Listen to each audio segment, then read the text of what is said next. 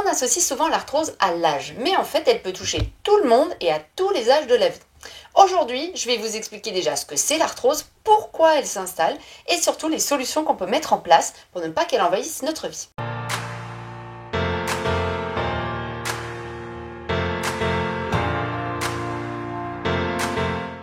L'arthrose fait partie de la grande famille de l'arthrite, qui est en réalité une inflammation de l'articulation à cause de l'usure prématurée du cartilage. C'est donc, comme toutes les pathologies qui finissent en -ite, une pathologie inflammatoire. Pour vous donner une petite idée de ce que c'est en image, vous voyez sur la gauche que lorsque tout va bien dans l'articulation, il y a du cartilage qui protège les os. Ensuite, l'arthrose va s'installer doucement et ce cartilage va s'affiner. Et ça va terminer par une disparition totale du cartilage et donc à ce moment-là, les os frottent l'un sur l'autre. Évidemment, à ce moment-là apparaît la douleur et le gonflement parce que la petite couche de protection qui est le cartilage a disparu.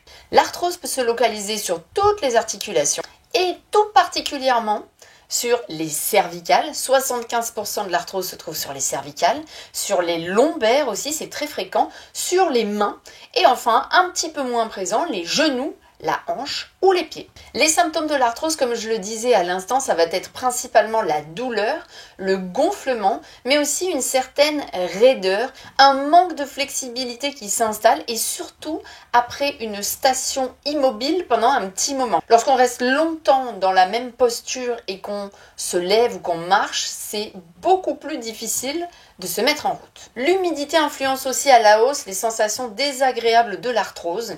Et enfin, à terme, on peut voir apparaître des excroissances osseuses. Ça, c'est particulièrement le cas sur les mains et les doigts. Mais pourquoi est-ce que l'arthrose se développe? Eh bien, il y a deux types de causes.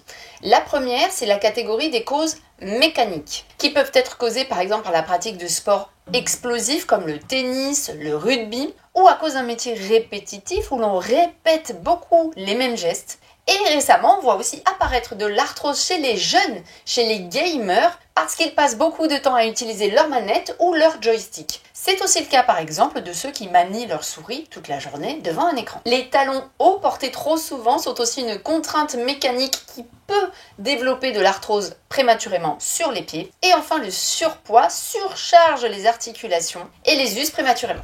Au-delà de ça, il y a d'autres causes. L'âge, évidemment, augmente la possibilité d'avoir de l'arthrose. Il y a aussi la génétique, le manque d'activité physique. L'activité physique, dans ce cas, va vraiment agir comme un lubrifiant de l'articulation. Évidemment, il faut éviter les sports trop explosifs qu'on a cités tout à l'heure. La déminéralisation osseuse est aussi un facteur aggravant. La plupart du temps, elle va être provoquée par un déséquilibre acido-basique, c'est-à-dire un déséquilibre de la balance sodium-potassium dans notre corps. Cet état de déséquilibre se retrouve fréquemment chez les sportifs de haut niveau ou ceux qui font beaucoup de sport, mais aussi chez les personnes qui consomment par exemple trop de produits laitiers, trop de féculents et en face surtout pas assez de végétaux pour basifier. L'organisme s'étant acidifié, il va aller puiser les minéraux dont il a besoin à l'intérieur des os. Enfin, le terrain commun de tous les déclenchements d'arthrose, c'est l'inflammation, puisque c'est bien une pathologie inflammatoire. Mais comment notre corps en est arrivé à prendre feu? Eh bien, ça ne se fait généralement pas en 5 minutes, ça prend des années, mais ça va notamment être le cas si on a une alimentation qui est pro-inflammatoire, c'est-à-dire avec un excès de viande rouge, de charcuterie. Pour rappel, dans les viandes rouges, il y a le bœuf évidemment, mais également le porc, l'agneau et le veau. L'excès de produits transformés, de produits industriels qui contiennent des mauvais gras, l'excès d'oméga 6 qui est très présent dans notre société, qui finalement va finir par donner des composés pro-inflammatoires puissants, ou encore le manque d'antioxydants, c'est-à-dire les fruits et légumes. Cet état inflammatoire peut aussi venir d'un manque de micronutriments, notamment la vitamine D, C, le zinc, le potassium, le magnésium. Ça arrive soit parce qu'on n'a pas l'alimentation adéquate, soit parce que notre corps n'est pas capable d'assimiler correctement ces micronutriments. Et ça vient la plupart du temps de notre microbiote et de notre barrière intestinale. Le stress et l'anxiété chronique vont eux aussi participer à l'inflammation, à mettre le feu. Ça, je vous en parle assez souvent. Et bien sûr, l'arthrose peut se développer à la suite d'une autre maladie inflammatoire, qu'elles soient digestives, que ce soit des maladies douloureuses. On va retrouver là-dedans par exemple la fibromyalgie, les MICI, les maladies inflammatoires chroniques de l'intestin, l'endométriose, mais aussi les maladies auto-immunes. Toutes ces pathologies sont des accélératrices d'apparition de l'arthrose. Alors du coup, on fait quoi? Déjà, il faut savoir que l'arthrose ne se guérit pas, mais en faisant les bons choix de mode de vie, on peut ralentir drastiquement sa progression. Déjà, dans l'assiette, il faut mettre le paquet sur les couleurs. Évidemment, les couleurs des végétaux, des légumes, des fruits, mais aussi des épices, des herbes aromatiques, des fleurs. Moi, j'adore manger des fleurs, en plus, ça fait des belles assiettes. L'idée ici, c'est de vraiment voir votre assiette comme un tableau. Faites en sorte qu'elle soit la plus belle possible, avec le plus de couleurs possible.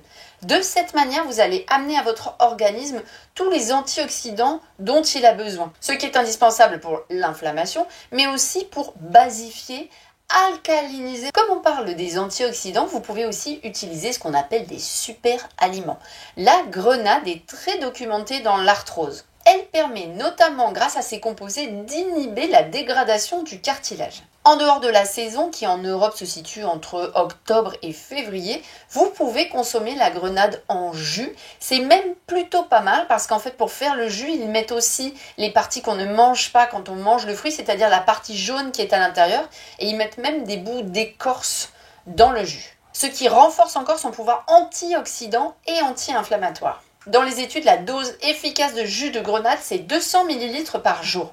Pas de souci pour ceux qui ont des troubles de la glycémie, l'index glycémique est bas. Le gras que vous allez choisir de mettre dans votre assiette est aussi très important. Les petits poissons gras comme les sardines, les maquereaux, les harengs, les anchois sont très riches en oméga 3 et surtout la version la plus assimilable des oméga 3, c'est-à-dire EPA, DHA. Faut savoir que l'oméga 3 est le plus puissant anti-inflammatoire que vous pouvez trouver dans l'alimentation. Il existe aussi des oméga 3 végétaux, par exemple dans le lin, le colza, mais votre corps va avoir besoin de le transformer de multiples fois pour pouvoir l'utiliser, ce qui le rend beaucoup moins efficace. En plus, les petits poissons gras contiennent de la vitamine D, ce qui n'est pas négligeable.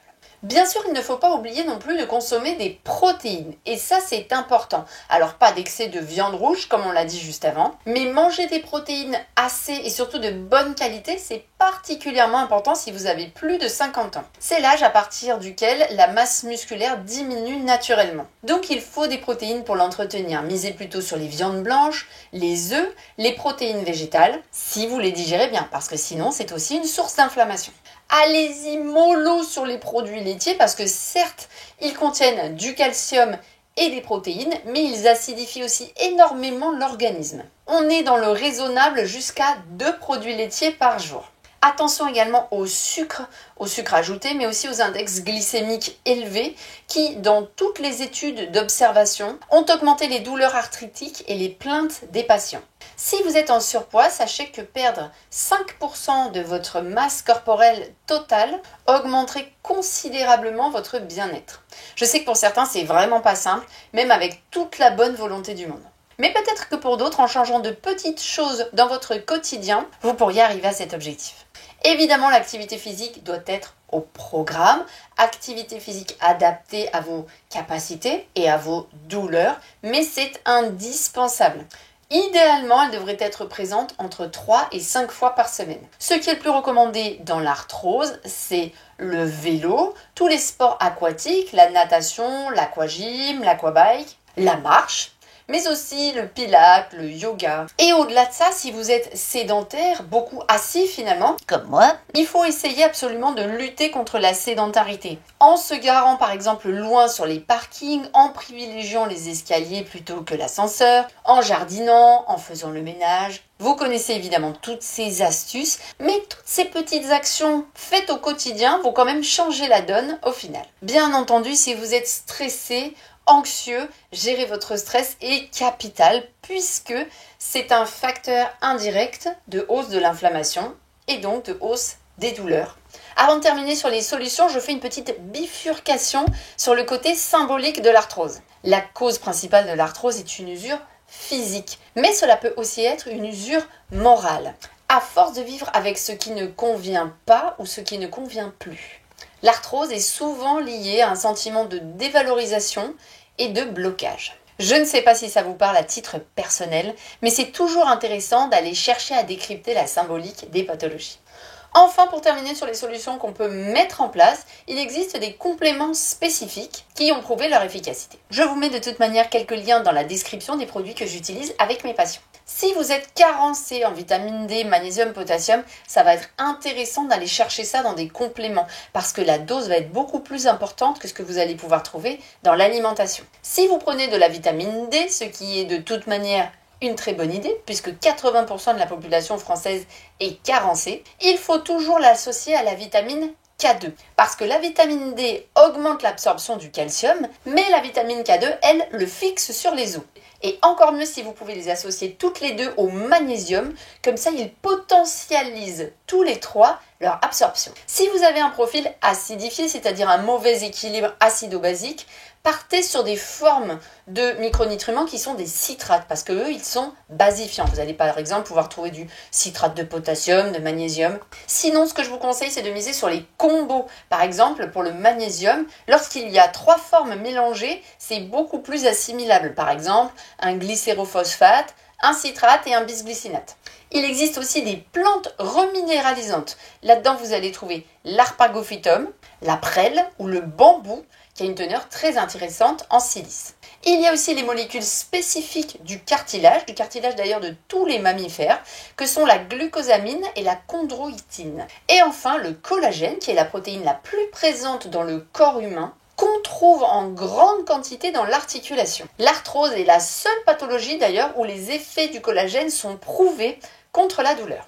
Si vous en achetez dans le commerce, assurez-vous que les peptides, c'est-à-dire la taille des molécules de collagène, soient minuscules. Il faut qu'elles soient en dessous de 2000 Dalton. Normalement, c'est noté sur la boîte.